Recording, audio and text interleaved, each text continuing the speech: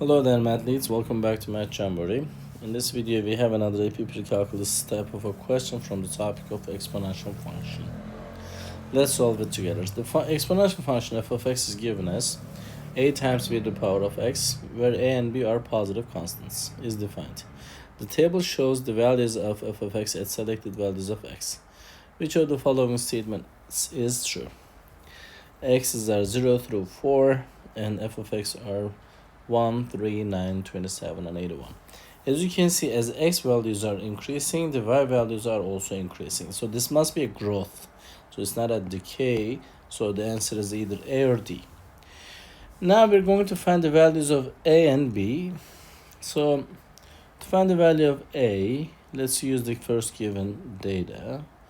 So which is f0 will be equal to a times b to the power of 0 as given as 1. So a times b to the power of 0. B to the power of 0 is 1. So a times 1 is 1. A is 1. So a is greater than 0 in all choices in A and D. But we need to work it out for the value of b. To do that, I'm going to use the second data, f1. So a is 1. 1 times b to the power of 1 is equals to 3. So 1 times b is b, which is 3.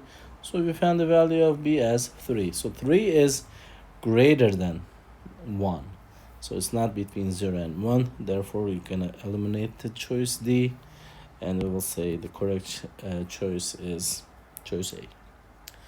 I hope you found this video helpful. If you did, please give it a thumbs up. If you have questions or comments, you can always leave it below there. Thank you and see you next time. Bye-bye.